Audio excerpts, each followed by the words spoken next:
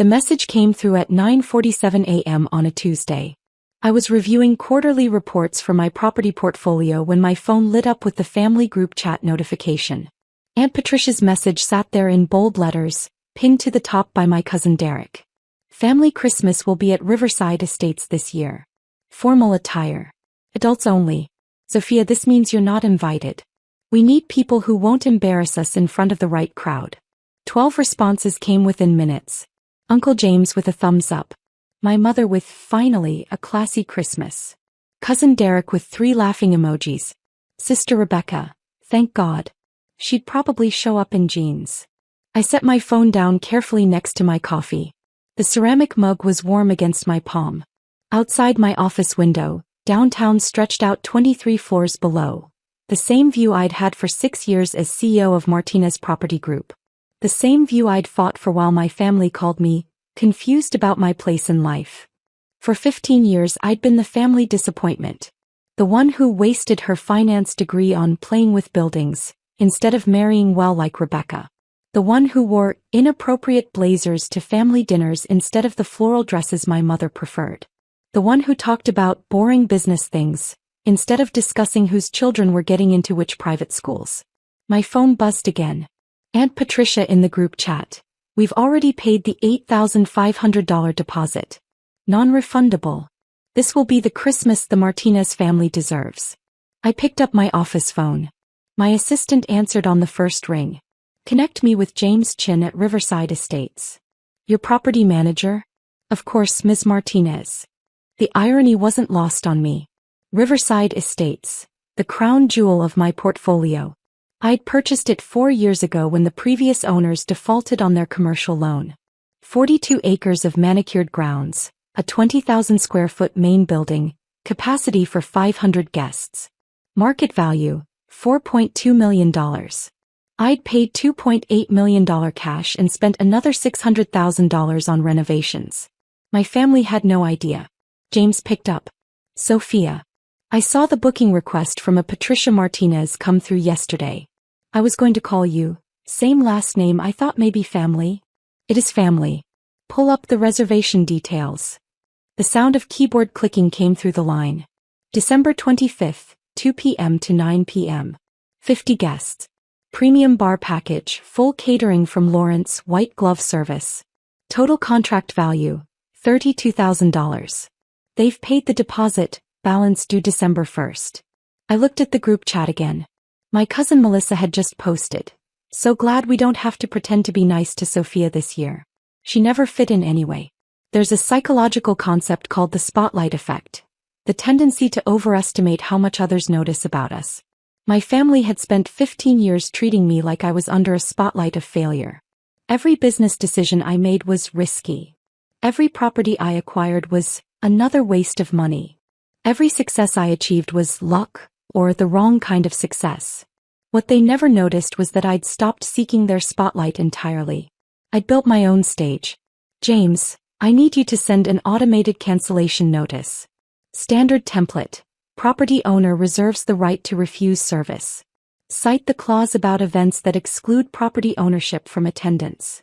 You want me to cancel your aunt's Christmas? I want you to enforce the policy I established when I bought this property.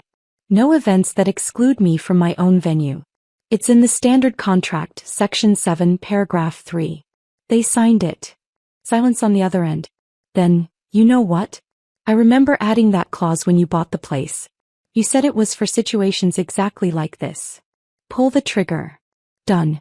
Automated email goes out in 60 seconds. Deposit is forfeit per cancellation terms.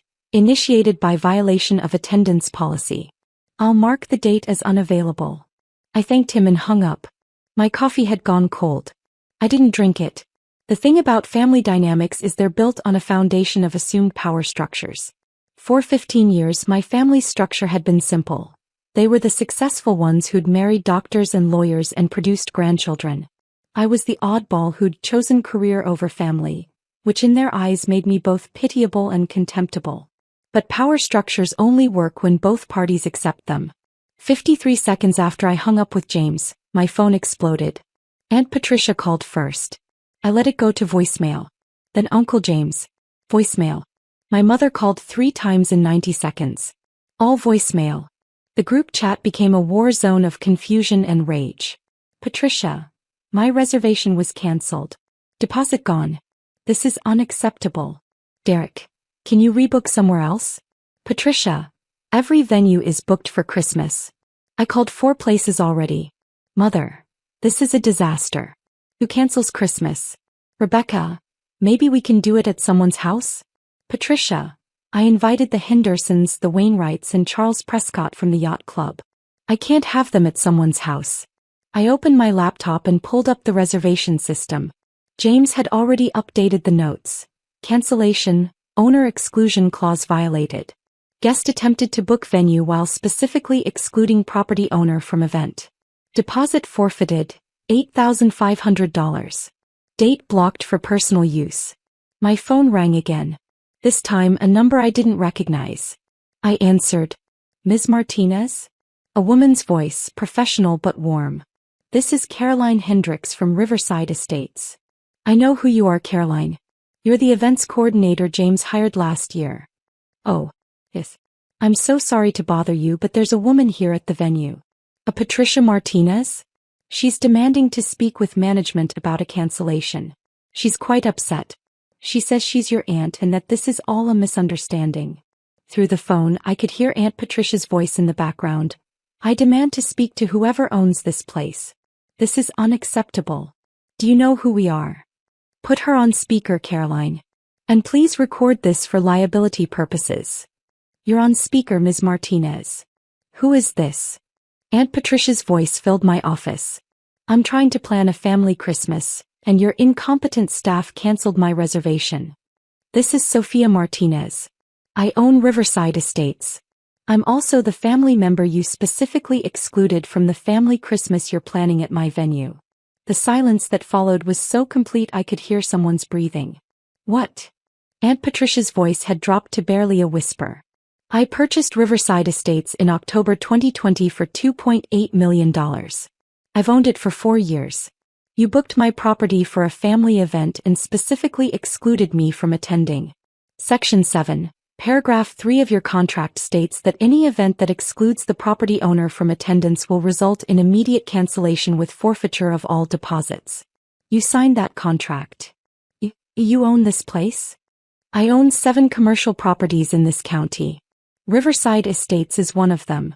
The others include the office building where Derek works, the shopping plaza where Rebecca gets her hair done, and the apartment complex where Uncle James lives.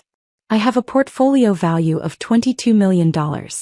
I didn't mention this at family dinners because I was too busy listening to lectures about how I was wasting my life. Caroline's voice came back on. Ms. Martinez, should I proceed with the escorted exit? Yes. And Caroline? Block all future booking attempts from anyone in my immediate family. They can submit written requests to my legal team if they'd like to rent my properties, subject to standard approval and the attendance clause. Understood.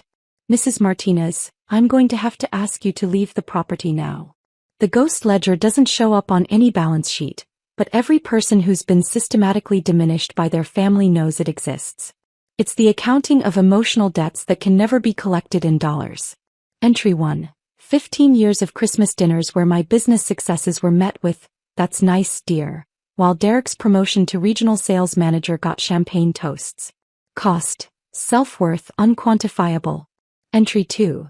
The Thanksgiving when I mentioned purchasing my 3rd property and my mother said, "When are you going to focus on finding a husband instead of these silly investments?" Cost. The belief that my achievements mattered to the people who raised me. Entry 3. Every wedding, every baby shower, every family gathering where I was introduced as Sophia, she's in real estate with the same tone others might say, Sophia, she collects bottle caps. Cost. Dignity 73 separate occasions. Entry 4. The family reunion where Aunt Patricia told the Prescotts, the same people she wanted at Christmas, that I was still trying to figure out what to do with her life. I was 34. I just closed a $1.9 million deal. Cost. Credibility with people whose opinions I didn't even want. The ledger's balance was simple. They owed me recognition I'd never demanded. Payment came due the moment they needed something I owned. My mother called again. This time I answered. Sophia, what have you done? I enforced a contract. Patricia is hysterical. She's telling everyone you humiliated her. She drove to that venue thinking she could fix this in person, and they escorted her out. She humiliated herself by booking my property for an event I wasn't invited to. Your property? Since when do you own? Since 2020, Mom. I've owned it for 4 years. Before that, I owned 6 other commercial properties. I have 17 residential rental units. I employ 43 people across my holdings. I generate $2.1 million in annual revenue.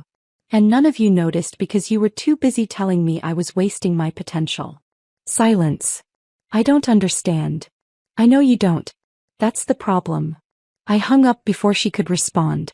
The procedural justice system moves slowly, but it moves with precision. That's what makes it satisfying.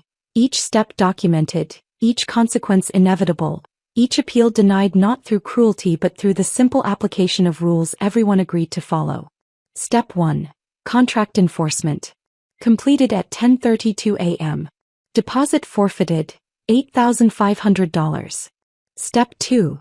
Property access restrictions. Completed at 11:15 a.m. All family member names flagged in the booking system. Future rental requests require written application and legal review. Step 3. Documentation distribution. I forwarded the cancellation notice and contract to every family member in the group chat at 11:47 a.m. Subject line: regarding Christmas plans. Step 4. Attorney consultation. At 2 p.m. I met with my corporate counsel. We reviewed potential defamation concerns if family members started spreading false information about my business practices. Standard cease and desist letters were prepared, ready to send if necessary. Step 5. Portfolio review. I had my property managers pull reports on every property connection to my family. Derek's office building lease was up for renewal in March. Uncle James's apartment complex was undergoing market rate adjustments. Rebecca's salon was in a plaza where I owned 40% equity. Knowledge is leverage. Step 6. Communication boundaries. I left the family group chat at 4:30 p.m. Before I did, I posted one message. I'm available for genuine conversations about rebuilding family relationships based on mutual respect. I'm not available for dramatics about Christmas venue cancellations. You have my direct number. Step 7. Alternative planning. I called my actual family, the chosen kind. My best friend Maria, who'd celebrated every property closing with me. My mentor Robert, who'd believed in me when banks wouldn't. My assistant Jenny, who'd worked overtime on every deal. I booked Riverside Estates for December 25th under my name. Intimate dinner for 8. The people who'd actually shown up for my life. The group chat continued without me. I know because several people screenshot it and sent it to me. Aunt Patricia was demanding I be more reasonable. Derek called me spiteful. Rebecca suggested I was having a breakdown and needed intervention. My mother posted a long message about family loyalty and forgiveness that conveniently forgot every time they dismissed my accomplishments. But the 3 people who mattered most stayed quiet in the chat. Uncle Richard, Cousin Anna, and my grandmother. They each called me privately. Uncle Richard, I always knew you were doing well. I'm sorry I didn't speak up more. Cousin Anna, I stopped coming to family events 2 years ago. Now I know you understand why. My grandmother, 92 and sharp as ever. Mija, I'm proud of you. Always have been. Can I come to your Christmas dinner? I said yes to all 3. 6 months have passed. Aunt Patricia never rebooked her Christmas. The family gathered at her house instead. 32 people crammed into a space meant for 15. I heard it was chaos. I heard Derek's office lease wasn't renewed. The new tenants pay market rate, $4,200 more per month. I heard my mother asks about me now carefully through Uncle Richard.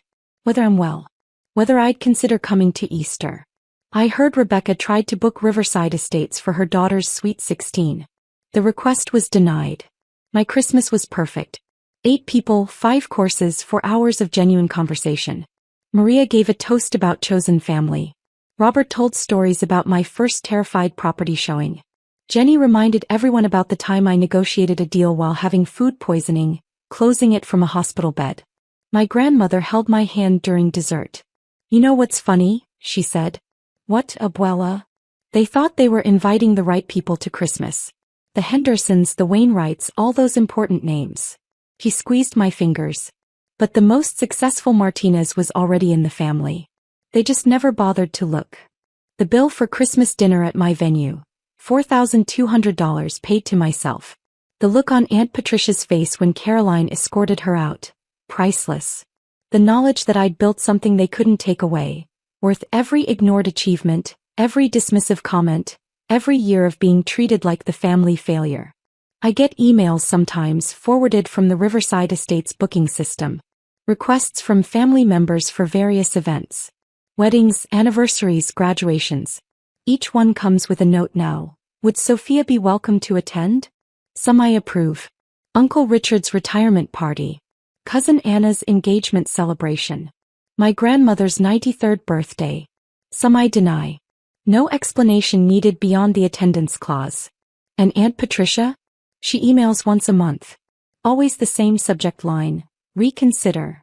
Always the same message. This family feud is getting ridiculous. I never respond. There is no feud. A feud requires two parties fighting. This is simply a correction in the power structure.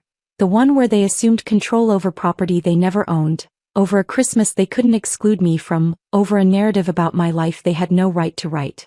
They wanted an elegant Christmas at Riverside Estates. They got a lesson in reading contracts instead. And I got my family dinner exactly where it belonged. At my table in my venue with my people on my terms.